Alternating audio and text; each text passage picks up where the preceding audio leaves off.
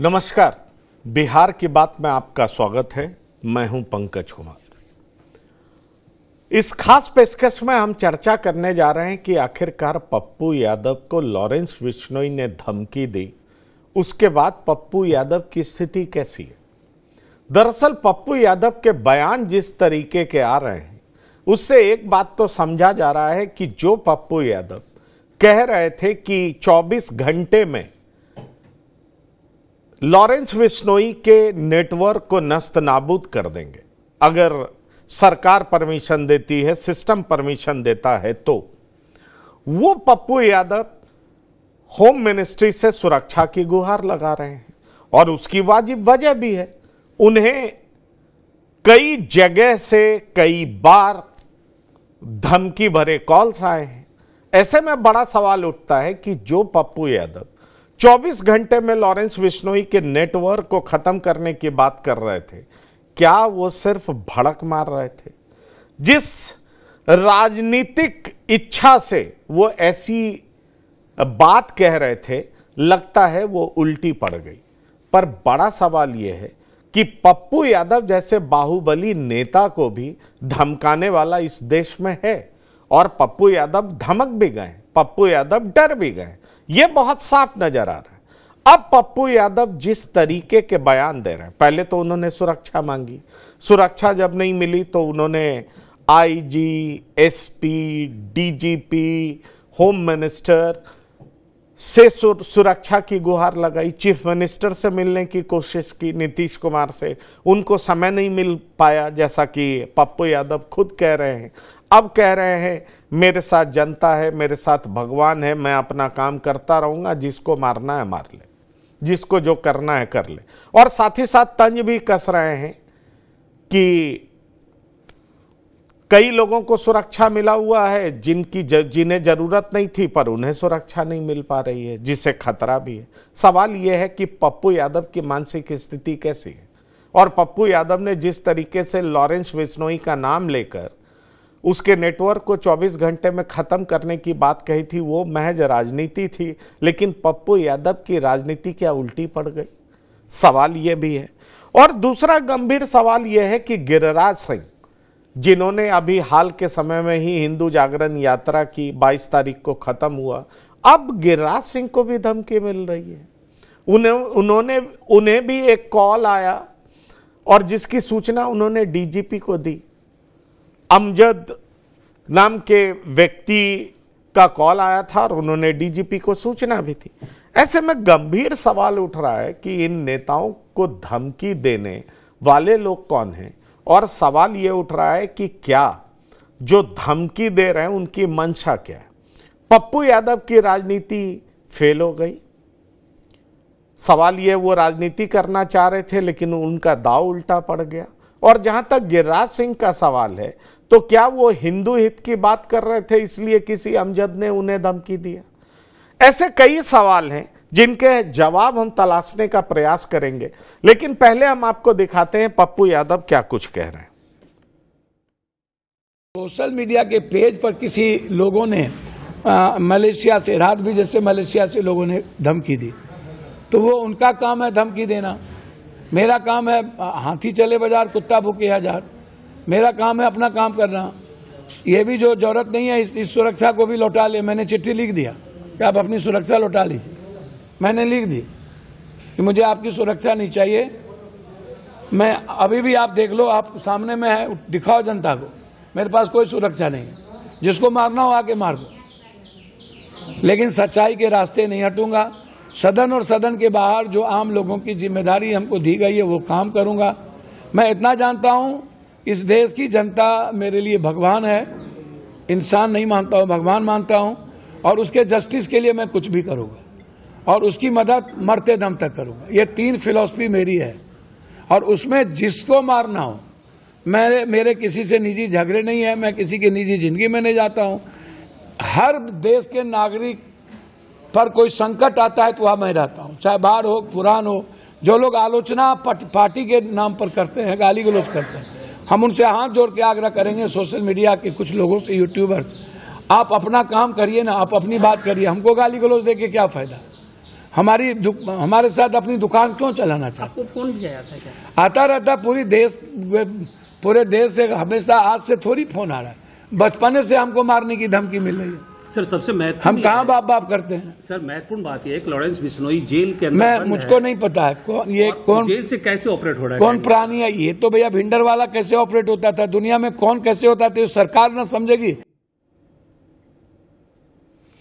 ये आपने सुना। पप्पू यादव दरअसल कहना क्या चाह रहे हैं, मैं चाहूंगा मेरे साथ जो मेहमान जुड़ रहे हैं उनसे मैं पहले आपका परिचय कराऊं। हमारे साथ संजय उपाध्याय जी जुड़ गए हैं, आपका बहुत स्वागत है। वरिष्ठ पत्रकार हैं। डॉक्टर संजय कुमार हैं, राजनीतिक विश्लेषक हैं, आपका भी बहुत स्वागत है। प्रियदर्शी रंजन जी हैं, वरिष्ठ पत्रकार हैं, आपका भी बहुत स्वागत है। संजय उपाध्याय जी, आप उसी इलाके से आते हैं। पप्पू यादव कुछ दिन पहले कहे थे कि 24 घंटे में लॉरेंस बिश्नोई का नेटवर्क ख़त्म कर देंगे, और बहुत ही उन्होंने ये कहा था कि सरकार अगर परमिशन दे दे तो। और अब पप्पू यादव लॉरेंस बिश्नोई का नाम सुनते ही असहज हो जाते हैं। साथ ही साथ ये भी कह रहे हैं मैं अपना काम करता रहूँगा, जिसको मारना है मार दे। ये पप्पू यादव कुछ दिन पहले शेर बन रहे थे, फिर अभी अचानक वो कह रहे हैं मैं अपना काम करता रहूँगा। वो क्या राजनीतिक मंशा से बयान था, लेकिन उनकी राजनीति अब उल्टी पड़ती हुई दिख रही है। पप्पू यादव अपने स्टैंड पर कायम नहीं है। बाबा सिद्दीकी के मरने के बाद जीशान से मिलने चले गए, सलमान खान के साथ रहने की बात करते रहे, उसके बाद से जब से उनको धमकी मिली है तो पप्पू यादव बड़े रैटल्ड दिख रहे हैं। पप्पू यादव सहज नहीं है, असहज दिख रहे हैं। और जो बयान आ रहा है वो इस तरह का बयान नहीं है जैसा उन्होंने पहली बार दिया था। ये इतना अंतर आपको क्यों दिखाई पड़ रहा है? अगर कहें तो क्या वाकई पप्पू यादव अपनी सुरक्षा को लेकर के चिंतित हैं? ये पंकज जी, एक चीज मैं क्लियर कर दूं, मैं सीमांचल से नहीं आता। अच्छा, मैं मिडिल बिहार से मैं आता हूं। अच्छा ठीक है। लेकिन पूरे बिहार में मैंने काम किया है और बड़ा ग्रास रूट पर जाकर मैंने रिपोर्टिंग की। और पप्पू यादव को मैं बेहतर जानता हूं, आज से नहीं। चलिए, आप सीमांचल से नहीं आते हैं पर पप्पू यादव को बेहतर तो जानते हैं ना, इसीलिए मैं पूछ रहा हूं कि जिस शख्स पे, जो शख्स जवानी में अपना कुर्ता ऊपर चढ़ाता हो, आपको याद होगा पप्पू यादव और आनंद मोहन सिंह के बीच जो वाकया संसद में हुआ था, और उस दौर में पप्पू यादव कैसे लहरते और फहरते हुए चलते थे। पप्पू यादव का वही दम दिखा जब उन्होंने लॉरेंस बिश्नोई के नेटवर्क को खत्म करने की बात कही। मुझे लगा शायद इनके भीतर वो कहते हैं जोश खरोश बरकरार है, लेकिन अब पप्पू यादव कहीं ना कहीं एकदम रैटल्ड दिखते हैं। वजह क्या है? क्या पप्पू यादव उस समय राजनीति कर रहे थे, उनको पता नहीं था कि ये लेनी का देनी पड़ जाएगा, और इसीलिए अब लॉरेंस बिश्नोई के नाम पर कई जगह मीडिया वालों पे नाराज हो जाते हैं? आज भी जब उनसे सवाल किया गया तो बोले अरे कोई भी भिंडर वाला कैसे कराता है। मतलब अब लॉरेंस बिश्नोई का नाम भी लेना नहीं चाहते हो।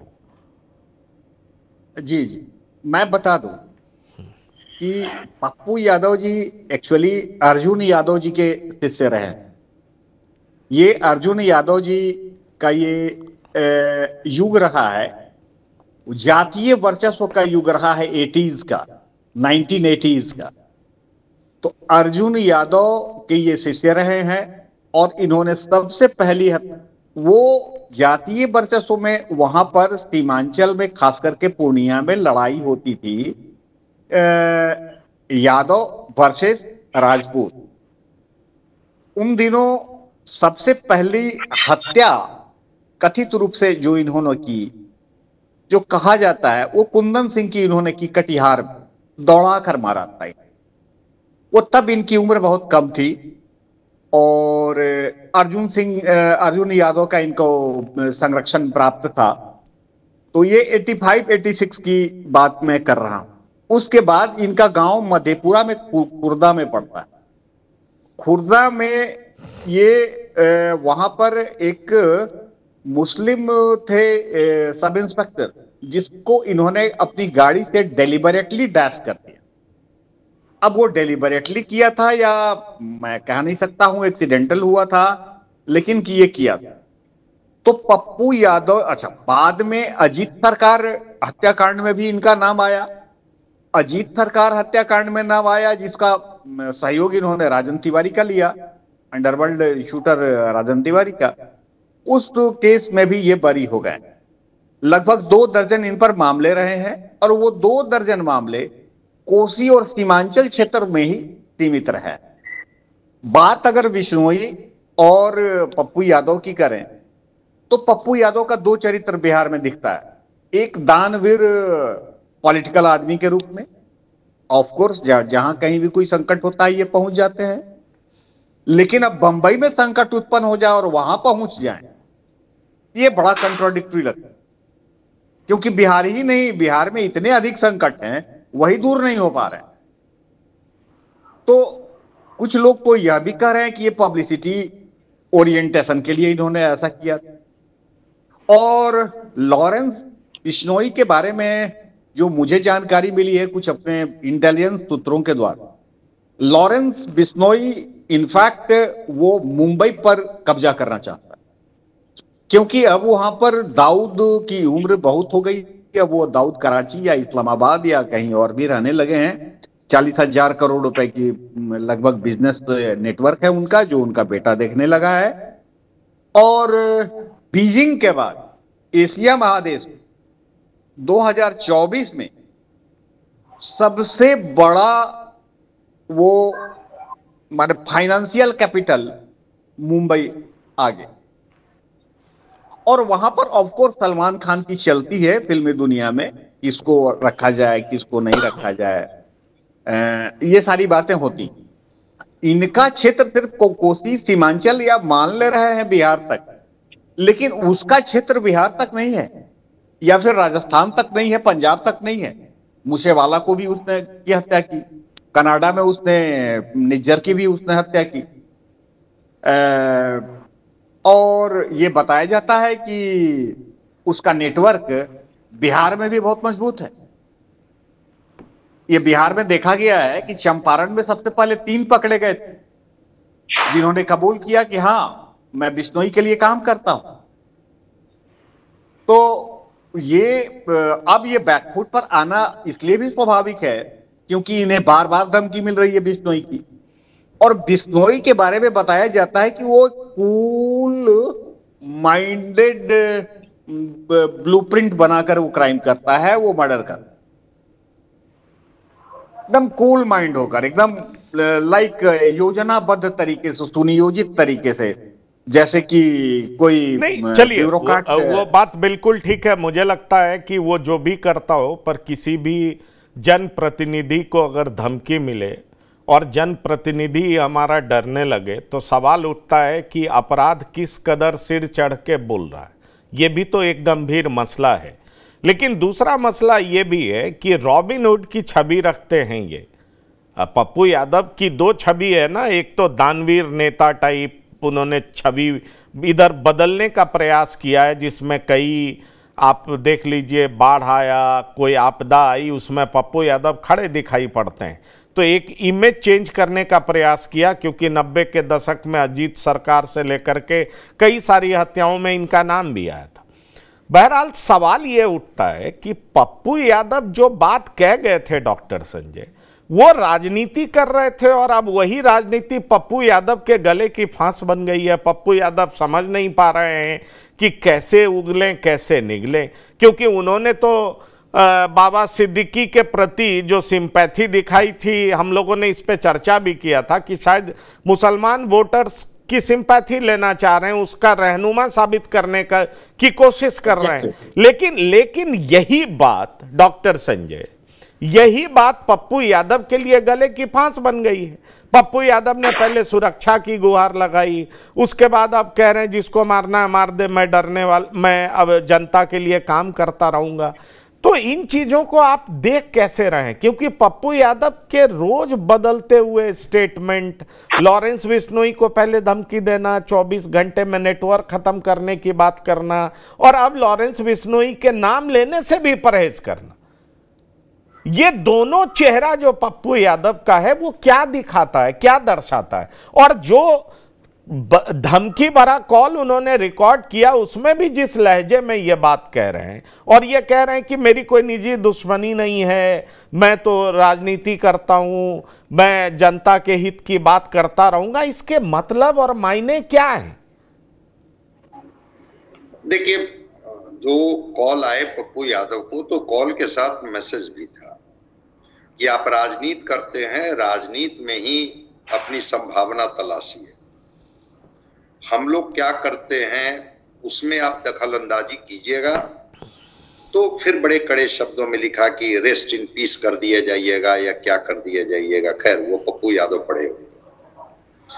मेरा कहना है कि पप्पू यादव बाबा सिद्दीकी के घर पर गए, मुंबई में जाकर के उनके परिवार से मिले, मिलना भी चाहिए क्योंकि उनके रिश्ते वो चूंकि गोपालगंज के ही, बिहार के गोपालगंज के हैं, और एक अच्छे इंडस्ट्रिस्ट के रूप में वहां पर अपने पहचान बनाई मुंबई में, वहां तक तो बात ठीक है।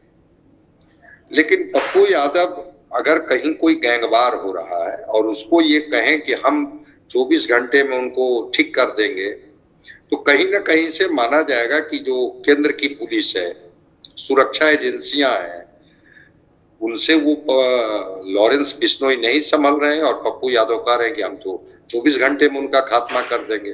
ठीक है, राजनीति करने के लिए ये बातें ठीक है कि आप राजनीति में इस तरह की हवाबाजियां होती, लेकिन जो जमीनी धरातल है वो जमीनी धरातल पर इस तरह की चीजें नहीं होती है। और इसी वजह से पप्पू यादव को बैकफुट पर आना पड़ा। अब उनकी भाषा बदल गई। अब वो ठीक आप कह रहे हैं कि वो नाम लेना पसंद नहीं करते हैं। अमित शाह को पत्र लिख दिया कि हमें सुरक्षा मुहैया कराई जाए। फिर उन्होंने कहा कि भाई बाकी लोगों को जेट सिक्योरिटी मिल गया, अगर आप जेट सिक्योरिटी नहीं दीजिएगा तो ये सुरक्षा भी हटा लीजिए। देखिए, ये सब चीजें राजनीति में रोज रोज के ये से कुछ नहीं होता है कि आप कुछ बोल गए और बस आपके अनुसार देश, आपके अनुसार मंत्रालय, आपके अनुसार गृह विभाग चलेगा। भाई ठीक है, जो अपराधी है, जो माफिया है, जो खूनी है, उसको तो सजा मिलनी चाहिए। कौन कहेगा कि संवैधानिक दृष्टिकोण से वो व्यक्ति कहीं से भी ये कर रहा है, किसी को धमकी दे रहा है, किसी को मार दे रहा है, तो उचित है। लेकिन पप्पू यादव बाढ़ कोरोना से उछलते उछलते वहां तक चले गए और जा करके फिर उनके साथ वो करने लगे। तो कभी कभी राजनीति में क्या होता है कि बैकफायर हो जाता है। यही तो उन लोगों ने भी जो इनको मैसेज भेजा उसमें कहा, 2-2, 3-3 मैसेज की खबरें सोशल मीडिया पर ही दिखी हमको कि कहा गया कि भाई आप राजनीति करते हैं, राजनीति कीजिए, हम क्या करते हैं उसमें आप मत दखल अंदाजी कीजिए, आपको कठिनाई हो जाएगी। इसी से तो डर के घबरा करके इन्होंने अमित शाह जी को चिट्ठी लिखी। लेकिन जो दूसरा पक्ष है कि पप्पू यादव पुलिस को अपना काम करने दें, जो पैरामिलिट्री फोर्सेज हैं उनको अपना काम करने दें। देश के गृह विभाग की सुरक्षा गृह मंत्री के पास है। अब एक सांसद इस काम को आप करने लगिएगा, चूंकि आप भी एक संवैधानिक दायित्व से बंधे हुए हैं, आपकी भी एक अपनी सीमाएं हैं। बिल्कुल आप कोर्ट में जाइए, आप लड़िए, आंदोलन कीजिए, लेकिन सीधे गैंग को ही आप चुनौती देने लगे तो कहीं ना कहीं से आप बाईपास करने की कोशिश कर रहे हैं, या जो केंद्र की सरकार है, सत्ता है, उसको आप नीचा और कमजोर दिखाने की कोशिश कर रहे हैं कि भाई गृह विभाग तो कुछ कर नहीं पा रही है। नहीं, तो ये सारा बात ठीक है, लेकिन मुझे लगा कि पप्पू यादव इस तरह का बयान देकर के पूरे मुसलमानों के बीच अपनी छवि चमकाने में लगे हुए थे। मतलब अब वो सीमांचल से बाहर निकल करके वो पूरे मुस्लिम समुदाय के बड़े शुभचिंतक हैं, जो ये बहुत नेताओं में होड़ मची रहती है ना, तो उसमें ये आगे निकलना चाह रहे थे। और मुझे लगता है एक लाइन और मैं जोड़ देना चाहता हूं। सलमान खान को भी इन्होंने लिखा कि मैं हूं ना, और उसके बाद जब वही सवाल इनसे पूछा गया कि भाई आप तो सलमान खान जी को बोल रहे हैं कि मैं हूं ना, अब इस पर पप्पू यादव बाएं दाएं कटने लगे। छोड़िए इन बातों को, उन बातों को छोड़िए, इन बातों को छोड़िए। तो भाई मुसलमान का रहनुमा बनिए, हिंदू का रहनुमा बनिए, लेकिन एक दायित्व बोध का भी आपको ज्ञान होना चाहिए। पुलिस को, सुरक्षा विभाग को, केंद्र को अपना काम करने दीजिए और आप जो कोरोना काल में बाढ़ पीड़ितों के सहायता में जो शराब पी करके मरते हैं उनके ये में वो जो आप काम कर रहे थे उसी काम को अगर आप कीजिएगा। रहनुमा इस तरह की चीजों में कोई नहीं बन पाता है कि हाँ मुसलमान असुरक्षित हैं, पप्पू यादव सारे मुसलमानों को सुरक्षा दे देंगे और केंद्र की सरकार मुख्य दर्शक बन के बैठे रहेगी। केंद्र को अपना काम करने दीजिए। और आप पर देखिए सवाल यह है कि किस हैसियत से वो कह रहे थे कि सरकार परमिशन दे तो 24 घंटे में नेटवर्क खत्म कर दूंगा। किस हैसियत से वो कह रहे थे कि सलमान खान को कि मैं हूं ना, ये क्या सुरक्षा दे सकते हैं? आखिर ठीक है आप सांसद हैं, बात समझ में आती है, आप उनके लिए आवाज उठा सकते हैं, वो भी बात समझ में आती है, पर आपके पास दायित्व तो क्या है? क्या कोई आप गृह मंत्री हैं? क्या आप महाराष्ट्र की सरकार में हैं? कहां की सरकार में हैं? और किस तरह जो आप खुद सुरक्षा की गुहार लगा रहे हैं वो किस हैसियत से कह रहे थे आप कि सलमान खान को सुरक्षा देंगे? मैं हूं ना। सवाल ये है, मैं बिल्कुल नहीं कहता कि इस देश में किसी को डरना चाहिए, और अगर इस तरीके से किसी व्यक्ति विशेष का डर अगर देश में किसी लोग को है तो स्थिति बहुत खतरनाक है, स्थिति अच्छी नहीं है। इस बात को समझना पड़ेगा, चाहे दाऊद का डर हो, चाहे लॉरेंस बिश्नोई का डर हो, चाहे किसी और का डर हो। लेकिन बड़ा सवाल यह है कि इस मुद्दे में ये इतना उछलने लगे, और वो बिल्कुल पॉलिटिक्स था, और इनको ये उस समय समझ में नहीं आया कि यही पॉलिटिक्स कैसे बैकफायर करेगा। अब ये नाम लेने में डर रहे हैं, कतरा रहे हैं, हिचक रहे हैं, नाराज हो रहे हैं, पत्रकारों को कह रहे हैं ज्यादा तेज मत बनिए। अरे पप्पू जी, तेज तो आप बन रहे थे, बेचारे पत्रकार तो आपसे सवाल कर रहे हैं। क्या कहते हैं संतोष जी? आपका बहुत स्वागत है। संतोष जी भी जुड़ गए, मैं आ रहा हूं। प्रियदर्शी रंजन जी, आपका क्या कहना है इस बारे में? देखिए, पप्पू यादव का जो मामला है, मुझे लगता है कि कुल मिलाकर सुरक्षा को लेकर के सारा खेल प्रपंच रचा जा रहा है। ये सारा चीज सुरक्षा बढ़ाने के लिए, चूंकि तमाम सुरक्षा व्यवस्था है और उसमें पप्पू यादव बोलते हैं कि हम है ना, वो रहनुमा बनने का प्रयास करते हैं, मुसलमानों का हमदर्द बनने का प्रयास करते हैं और खुद सुरक्षा मांग रहे हैं। तो उनके बयानों में, उनके पत्र में खुद ही कंट्रोवर्सी है। वो करना क्या चाहते हैं, कहना क्या चाहते हैं, कुछ समझ नहीं आता। शुरू से उनकी पॉलिटिक्स यही रही है, शुरू से ही। वो कभी अस्पताल में धरना देते हैं, कभी हमेशा मतलब सस्ती लोकप्रियता जो कही जाए पप्पू यादव की, वही वो प्राप्त करना चाहते हैं, हमेशा सस्ती लोकप्रियता को लेकर के। और अभी को मिलाकर तो इस मामले में पप्पू यादव को अब तो वो शांत हो गए हैं अपने, मतलब कहा जाए कि अब उस मामले में कोई चर्चा नहीं करते हैं। उस समय उनका जो काम था उन्होंने कर लिया। एक मुसलमानों के बीच मैसेज देना था कि हाँ, चूंकि वहां जो उनकी जीत हुई है पूर्णिया में इस बार, ये मुसलमानों के कारण ही हुई। मुसलमान वहां पर, मतलब मुझे लगता है कि 100% मुसलमानों ने उनको वोट दिया था। तो वो वोट बैंक को लेकर के चलते हैं और सीमांचल में अपनी पैठ बनाना चाहते हैं। सीमांचल क्षेत्र में मुसलमानों के रहनुमा बनना चाहते हैं कि वही हमदर्द है, लालू प्रसाद नहीं है। मुसलमानों के असली हितैषी पप्पू यादव है। इसीलिए वो सारा प्रपंच जो है इसीलिए रचा गया है। उनके घर जाना, सलमान खान को पत्र लिखना, सलमान खान से मिलने का प्रयास करना, मुलाकात नहीं हुई, तो सारा ये पप्पू यादव का एक वोट की राजनीति है और सुरक्षा बढ़ाने का अपना। मुझे लगता है कि अगर जांच हो, इसका जांच की जाए, तो मुझे नहीं लगता है कि इस मामले में कोई धमकी वगैरह का बहुत बड़ा कोई मामला आएगा। पॉलिसी निकलेगा कि कोई चोरी का मोबाइल से किसी ने दिया होगा। ये कोई बड़ा मामला मुझे नहीं लगता है कि ऐसा कोई मामला होगा कि इतनी छोटी बात के लिए उनको धमकी दी जाएगी और ये की जाएगी। तो मुझे लगता है कि इसकी जांच आने वाले समय में यह मामला भी सामने आ सकता है। इसलिए संतोष जी, मैं ऐसा इसलिए मानता हूं कि धमकी में थोड़ा दम इसलिए हो सकता है कि ये बाबा सिद्दीकी के परिवार से मिलने चले गए। दरअसल जो लॉरेंस बिश्नोई ग्रुप है उसका तो साफ कहना है कि जो सलमान के साथ आएगा उसको हम देख लेंगे, वो अच्छा नहीं करेगा। ये तो खुली धमकी है ना। अब सवाल है कि ये सलमान खान के साथ कहे मैं हूं ना, इन्हें लगा कि सब फिल्म सलमान खान बनाते हैं, पप्पू यादव फिल्म बनाने लगे, एक्टिंग करने लगे। ऐसे मैं मानता हूं पॉलिटिक्स में भी बेहतरीन एक्टिंग की जरूरत पड़ती है, लेकिन कई बार आप ओवर एक्ट कर जाते हैं तो फिल्म फ्लॉप भी तो होती है। अब सुशांत सिंह भी तो मरे थे, सुशांत सिंह के लिए इन्होंने क्या बोला?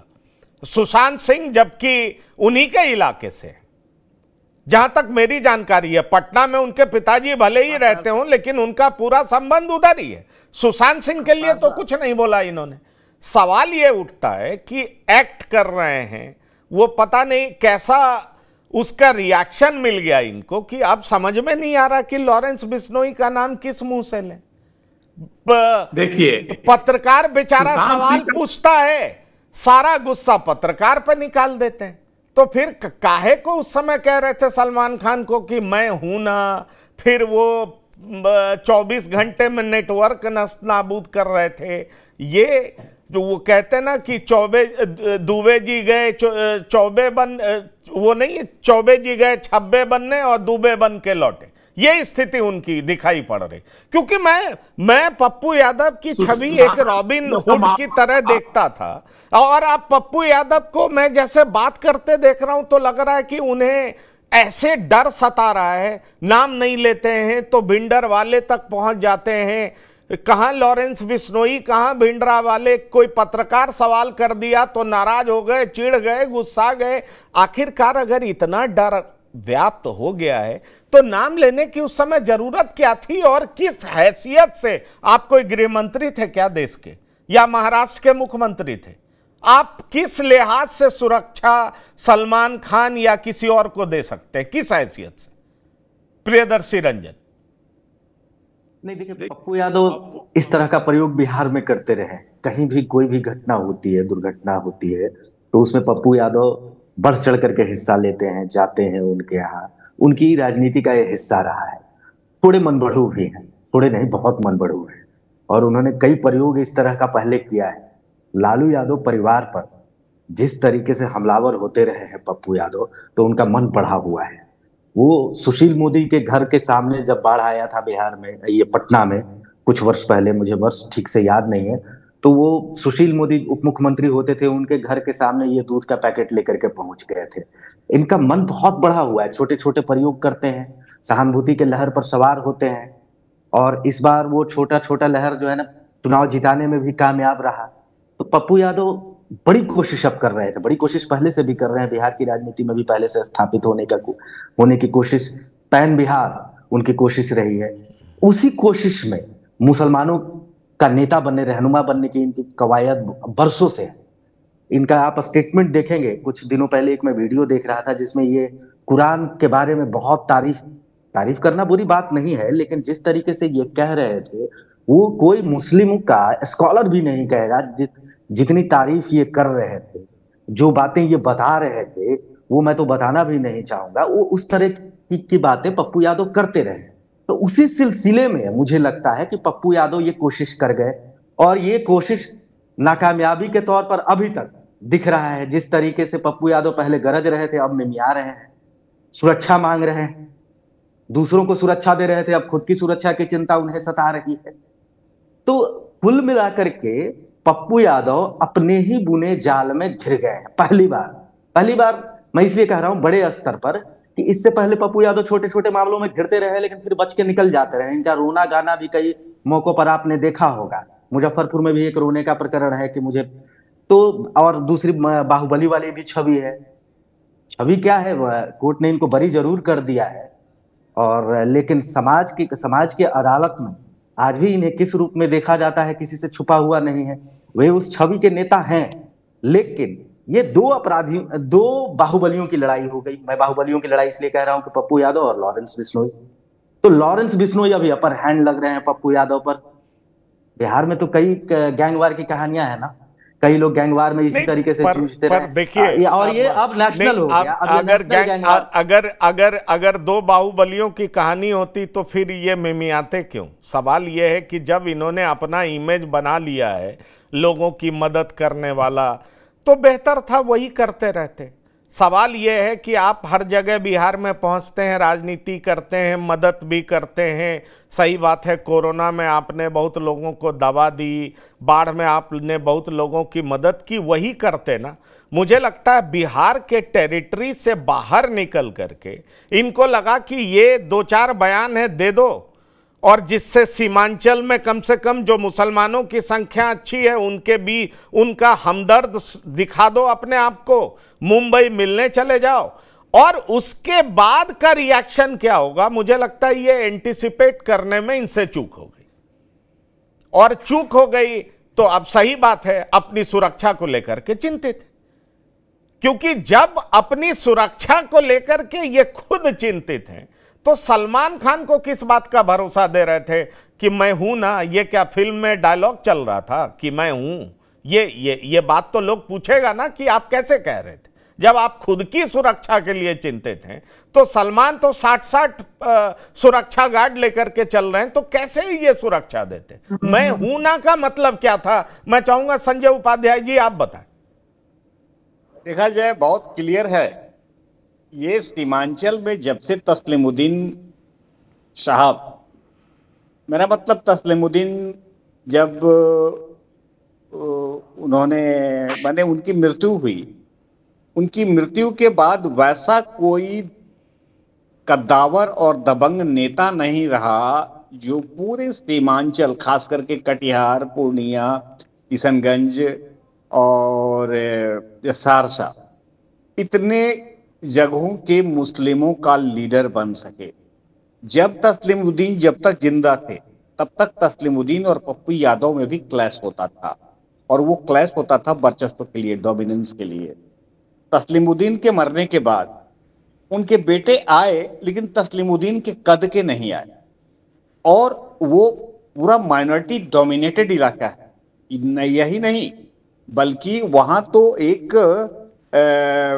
सुरजापुरी मुस्लिम है, मुस्लिम उधर के मुस्लिम और मिडिल बिहार के मुस्लिम, दक्षिण बिहार के मुस्लिमों में अंतर है, कल्चरल अंतर है। वो अंतर पर कभी बाद में बात होगी।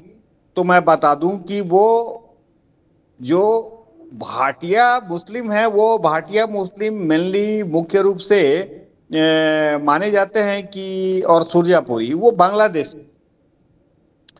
एक बार फुल पेज रिपोर्ट मैंने लिखी थी घुसपैठ पर, इन्फिल्ट्रेशन पर, और उस इन्फिल्ट्रेशन माने हिंदुस्तान अखबार में उस समय मैं था, फुल पेज था। उसमें इन्होंने ऑफ द रिकॉर्ड में स्वीकार किया था कि इन्फिल्ट्रेशन होता है बांग्लादेश से, और बड़ी संख्या में उधर हैं।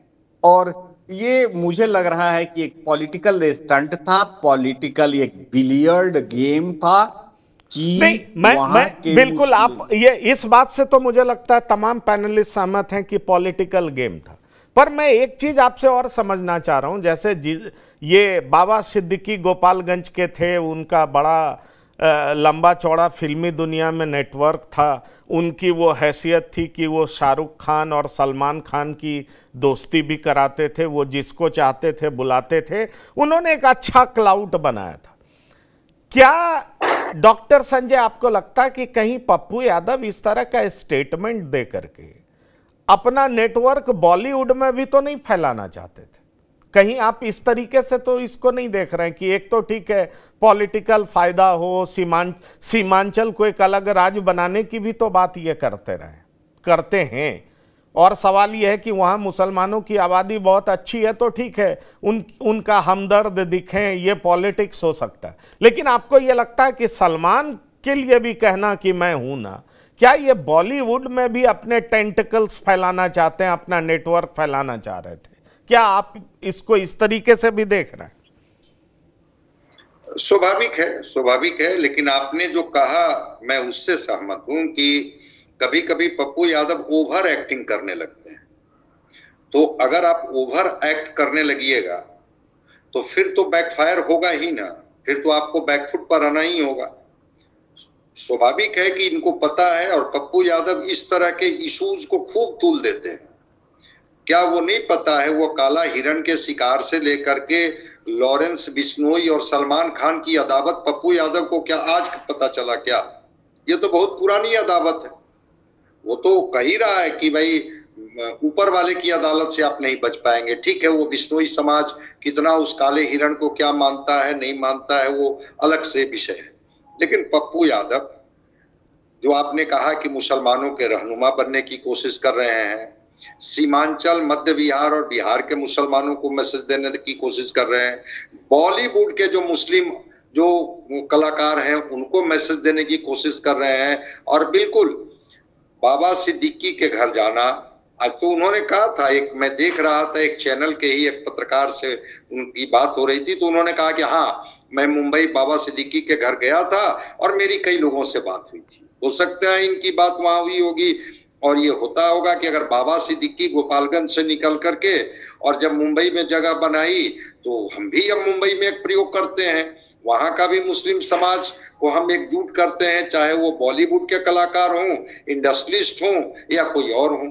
तो पप्पू यादव इस तरह के प्रयोग करते रहते हैं। लेकिन पप्पू यादव के बारे में एक चीज मैं बता दूं, वो सुबह में क्या बोलेंगे, दोपहर में क्या बोलेंगे, शाम में क्या बोलेंगे, पप्पू यादव खुद नहीं तय कर पाते हैं कि कौन सी बात पर हमें अड़ना है, कौन सी बात पर हमको अडिगरानी है और कौन सी बात से स्लिप कर जानी, कब किसकी तारीफ करने लगेंगे और कब किसको बताने लगेंगे। तो राजनीति में तो ये चल जाता है, राजनीति में आप कितना भी कटु आलोचना कीजिए वो चल जाती है बात, इग्नोर करता है लोग। देखता है कि जो राजनीतिज्ञ होते हैं वो इतने समझदार और इतने उनके अंदर में चतुराई तो होती ही है कि उनको पता है कि कहाँ लड़नी है और कहाँ कटनी है।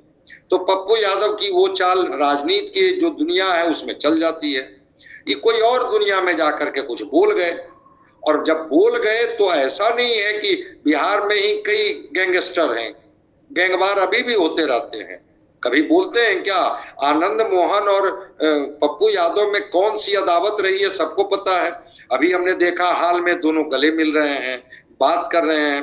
तो मैंने कहा ना कि पॉलिटिकल क्षेत्र की अदावत समाप्त हो जाती है, लेकिन इस तरह के जो लॉरेंस बिश्नोई हो या दाऊद इब्राहिम हो या जो इंटरनेशनल गैंग जो संचालित होते हैं, ठीक है उसका केंद्र मुंबई हो या जयपुर हो या बिहार का पटना हो, इस तरह की चीजों में पप्पू यादव को उम्मीद नहीं थी कि बैकफायर कर जाएगा। हम कुछ बोल जाएंगे ऐसे ही किसी को खुश करने के लिए, हमारी राजनीति भी चमक जाएगी, और आप जो कह रहे हैं कि इसे बॉलीवुड में भी मेरा डंका बज जाएगा कि भाई एक वीर तो है बिहार में जो कहीं किसी को भी चुनौती दे देता है और कह देता है कि मैं तो हूं ना।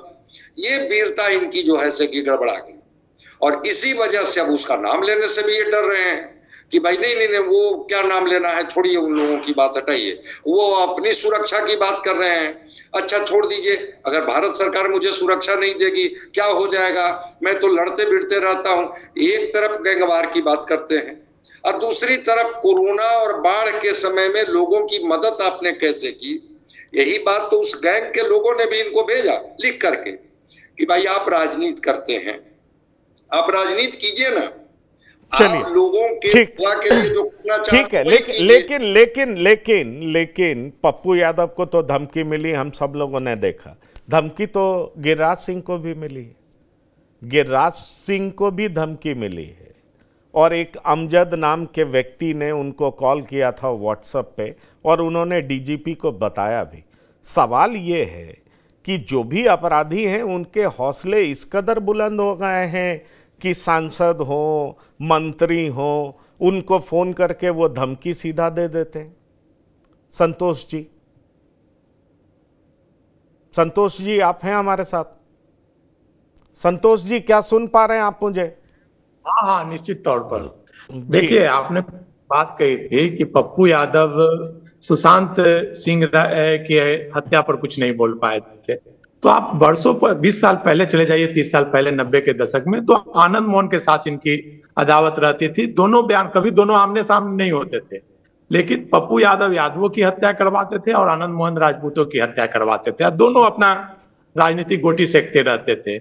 एक बार आनंद मोहन ने बोल दिया कि पटना जंक्शन पर आएंगे हजारों राइफल बंदूक लेकर के, लेकिन कोई आपस में कभी नहीं मिले।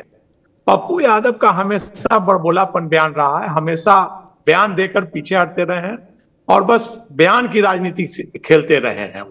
कभी भी वो सामने से आकर के कभी लड़ते नहीं है, कभी भी। वो हमेशा बस बयान देते हैं, आपस में लोगों को लड़ाते रहते हैं और कभी भी वो हमेशा पीछे आ जाते हैं। आप देखिए लवली आनंद उनको राखी बांधती हैं, अब आनंद मोहन से गलबैया मिला लिए हैं। और उस समय जैसे आपने कहा कि सुशांत किशोर पर उन्होंने कोई बयान नहीं दिया था, क्योंकि वो राजपूत वोट बैंक था, उससे उनको कुछ लेना देना नहीं था उस वोट बैंक से, क्योंकि राजपूत और यादव का वो लड़ाई लड़ते रहे हैं वहां पे, और 36 का अपना वोट के लिए। और अभी वर्तमान मामला है मुस्लिम वोट का, तो मुस्लिम वोट के लिए वो बयान देते रहे हैं और चाहते हैं कि लालू प्रसाद के साथ जो मुस्लिम वोट का MY का समीकरण वो अपने पाले में कर ले। बहुत सही बात कही आपने। उनको लग रहा है कि अब लालू बूढ़े हो चुके हैं, अब मैं उनकी जगह ले सकता हूं बिहार में, मुझे जो जैसा लगता है। पूर्णिया में चूंकि उनको सफलता मिल गई, MY समीकरण ने उनको वोट दिया, तो वो सोच रहे हैं कि पूरे बिहार में MY समीकरण का वोट मुझे मिल जाए, और उनकी इच्छा है कि बिहार के मुख्यमंत्री बन जाए, बिहार के बड़े नेता बन जाए। लालू यादव के बाद अब वो बने, कांग्रेस उन्हें बड़ी जिम्मेवारी दे, वो चाहते हैं कि कांग्रेस उन्हें बड़ी जिम्मेवारी दे और पूरे बिहार में वो कांग्रेस का नेतृत्व करे। और ये वो राजनीति सोच करके वो बयान दे रहे हैं, और बयान दे करके पीछे हटना कोई उनकी आज पहली बार नहीं हुआ है, हमेशा कई बार वो कर चुके हैं ऐसा कि बयान देते हैं, आपस में लड़ाते हैं और पीछे हट जाते हैं। तो पप्पू यादव की यही राजनीति रही है, हमेशा की राजनीति रही है। जब भी कोई केस मुकदमा होता है या कुछ होता है, तुरंत बैकफुट पड़ जाते हैं। चाहे हॉस्पिटल का मामला ही ले लीजिए, पहले हॉस्पिटल में हमेशा धमकी देते थे डॉक्टर को। पटना में उनका एक समय चल गया था कि हॉस्पिटल में जाके उनका 50-100 स्टाफ था, जाके धरना पर बैठ जाते थे। तो एक राजेंद्र नगर में हॉस्पिटल था, वहां जाकर के उन्होंने तोड़फोड़ पूरा किया और पूरा तहस नहस कर दिया था। उसके बाद जब अस्पताल प्रशासन ने केस किया तो उसके बाद से वो अस्पताल में धरना देना बंद कर दिया। उन्होंने जेल तक गए थे उस मामले में, वो उनकी गिरफ्तारी हुई थी, और उसके बाद से उन्होंने बैक हॉस्पिटल पे धरना देना छोड़ दिया। तो इनका ये बड़बोलापन रहता है, हमेशा धमकाना, बड़बोलापन, और बोली पर ही बोली की कमाई खाते हैं। पप्पू यादव की यही राजनीति रही है, और अभी जो उनका चल रहा है यही मामला है, और कोई खास मुझे तो नहीं दिख रहा है बहुत ज्यादा कुछ। आपको नहीं दिख रहा है, लेकिन हाँ, देखिए एक मुस्लिम राजनीति करने की कोशिश किए, मुसलमानों के हमदर्द बनने की फिराक में ये थोड़ा ओवरबोर्ड चले गए या जो भी है। दूसरे जो हिंदू जागरण यात्रा कर रहे थे, हिंदुत्व को बचाने की बात कर रहे थे, उनको भी धमकी मिल गई। वो केंद्र में मंत्री हैं, मैं गिरिराज सिंह की बात कर रहा हूं। सवाल यह है कि केंद्रीय मंत्री को धमकी मिलना, व्हाट्सएप पे कॉल आना, और जो किसी अमजद नाम के व्यक्ति का कॉल आया और उन्होंने DGP को बताया भी, तो इसको कैसे देखते हैं? ठीक है, पप्पू यादव को तो जो धमकी मिली सो मिली, गिरिराज सिंह को भी धमकी मिल रही। देखिए, ये धमकी का जो मामला है ना, अगर आप देखिएगा पूरे बिहार का निकालिएगा तो लगभग 50% से ज्यादा विधायकों को और सांसदों को वो धमकी मिल 50% क्या, मैं कहूंगा 90% विधायकों और सांसदों को धमकी मिली है, और उसका FIR दर्ज। वो होता है, क्षेत्र की राजनीति होती है, और पर्सनली उनको फोन करके कि भाई ठीक नहीं करे, आपको बता देंगे। ये धमकी मैं आपको बता दे रहा हूं कि अगर अखबार, डेली अखबार का निकालिएगा तो कोई ऐसा विधायक नहीं होगा 10% छोड़ करके जिनको की धमकी ना मिली हो, कोई ना कोई। बाद में जब पता चलता है तो धमकी देने वाला उनका फोन है, जो गिरफ्तार होती है जिसके नाम से फोन है, तो उसका फोन चोरी हो गया था और उस फोन से धमकी दी गई थी। तो ये धमकी देना और दिलवाना एक प्रायोजित कार्यक्रम भी हो गया है, धमकी दिलवाने का। अपना स्टेटस बढ़ाने के लिए लोग फॉल्स धमकी भी दिलवाते हैं, केस भी करते हैं, मीडिया में हाईलाइट होने के लिए बात करते हैं। जहां तक गिरिराज सिंह को धमकी देने की बात है, तो हिंदू जागरण यात्रा निकाल रहे हैं, और वो हमेशा उनकी बोल जो है कड़वी बोली होती है, उनका हमेशा अल्पसंख्यकों को टारगेट करते हैं। तो उसमें भी बहुत से अल्पसंख्यक समाज के लोग हैं, उन्होंने धमकी दी होगी। तो ऐसा ही क्षेत्र में मामला होता है, चाहे विधायक हो या सांसद, वो अपने रास्ते चलते हैं, अपना काम करते हैं, और काम से जिसको परेशानी होती है तो वो धमकी देते हैं ऐसे ही फोन पर। मतलब देखिएगा तो एक नया आजूबा, जिसको कोई हैसियत नहीं, वो धमकी देता है फोन करके कि बता आपको मार देंगे। आप बिहार का अगर निकालिएगा तो बिहार का हम ये मतलब पिछले 25 वर्षों में कम से कम 50 विधायकों और सांसदों का नाम तो मैं जानता हूं जिनको पर ये इस तरह रामकृपाल यादव, इस तरह का धमकी भरी बात वाली बात कह के डीजीपी को कहना बताना, सवाल ये उठता है कि कई लोग अपनी सुरक्षा भी तो बढ़ाना चाहते हैं, क्योंकि जितनी ज़्यादा सुरक्षा बढ़ेगी, मैं गिरिराज सिंह तो केंद्रीय मंत्री हैं, उनको किसने धमकी दी ये निश्चित तौर पर चिंता का विषय है, लेकिन आप आम नेताओं को देखें जो बड़ा दिखने के लिए, मुझे लगता है ये पप्पू यादव पे एप्लीकेबल हो सकता है कि उनको जेड श्रेणी की सुरक्षा मिल जाए तो उनका भौकाल और बढ़ जाएगा। वो जहां जाएंगे 10-20 गाड़ियां आगे पीछे, ये वो और बड़े नेता के रूप में आंके जाएंगे। और क्योंकि बिहार में तो ये अक्सर देखा जाता है, अगर आप सत्ताधारी दल के विधायक हैं, मंत्री हैं, तो आपकी सुरक्षा कितनी है, और सुरक्षा कम है तो लोग आपको हल्के में लेते हैं। पप्पू यादव जैसे पॉलिटिशियन को जेड श्रेणी की सुरक्षा चाहिए। वो कह रहे हैं मलेशिया से लेकर के कनाडा तक से उनको धमकी मिल रही है और इसलिए हमें सुरक्षा चाहिए। लेकिन आप कई सारे ऐसे नेता को देखें जो कि सुरक्षा इसलिए भी चाहते हैं क्योंकि बड़ा दिखने का एक ख्वाहिश रहता है। जितनी ज्यादा सुरक्षा उतने बड़े नेता के रूप में आप देखे जाते हैं। क्या यह भी वजह आपको नजर आता है प्रियदर्शी रंजन जी? बिल्कुल, ये भौकाल का मसला है।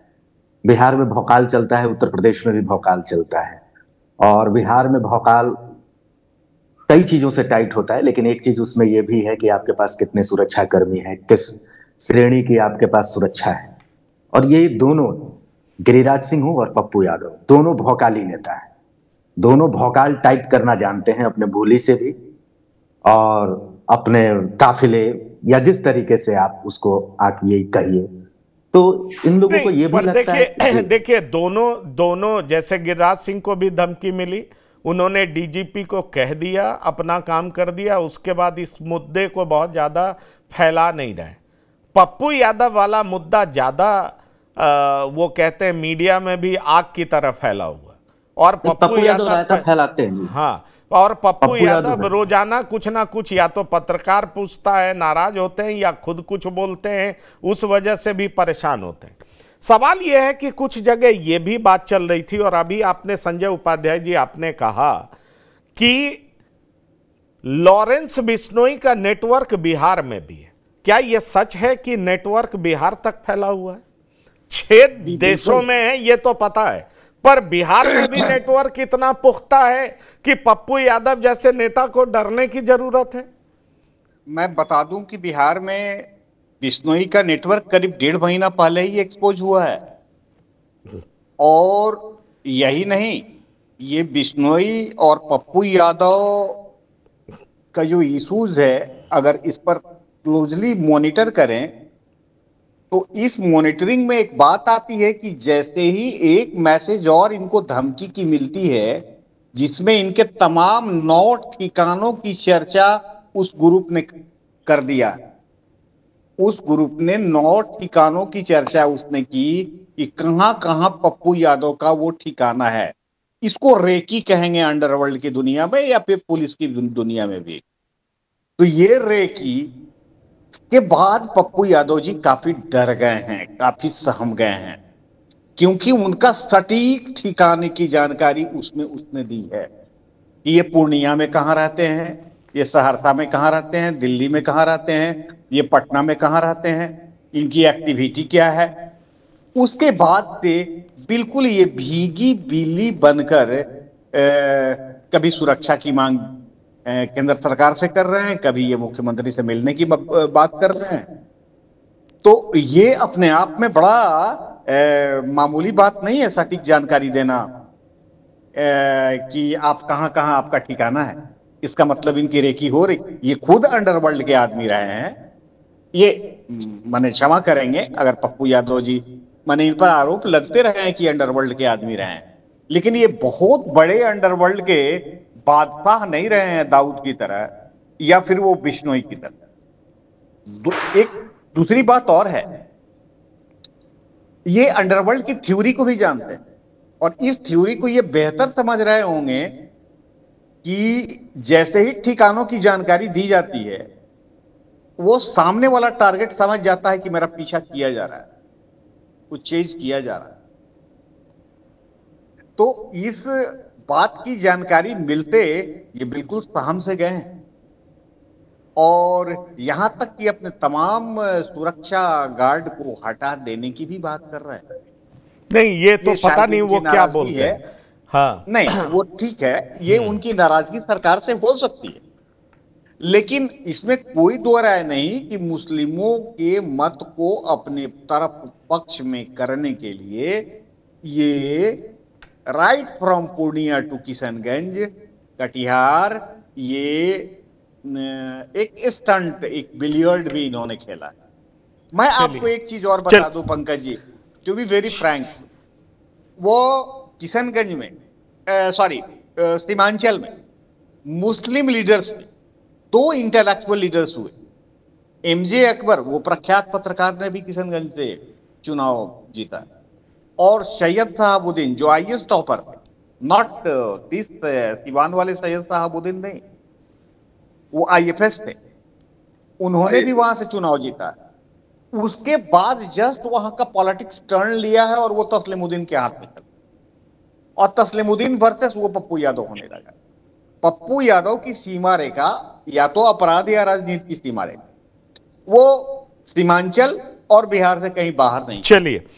चलिए खैर, हम तो ये उम्मीद करेंगे कि दोनों राजनेता जिनको धमकी मिली है, गिरिराज सिंह ने तो इसको ओवर प्ले नहीं किया है, बस डीजीपी को बताया है, कहीं छोटी सी खबर मीडिया में आई है और फिर दब गई है।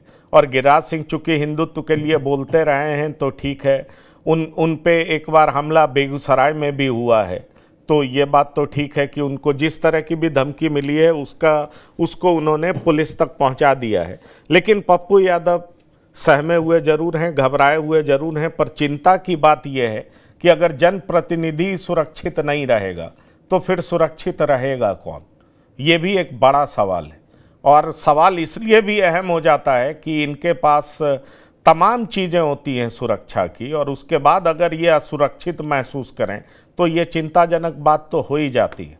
बहरहाल, प्रियदर्शी रंजन जी आपका, संजय उपाध्याय जी आपका, संतोष सिंह जी और डॉक्टर संजय कुमार, बिहार की बात में शिरकत करने के लिए बहुत बहुत धन्यवाद और शुक्रिया। आप सभी लोगों को दिवाली शुभ हो, दिवाली की ढेर सारी शुभकामनाएं। तो बिहार की बात में इतना ही। ताज़ा तरीन खबरों के लिए आप लगातार देखते रहिए TV9। धन्यवाद, नमस्कार।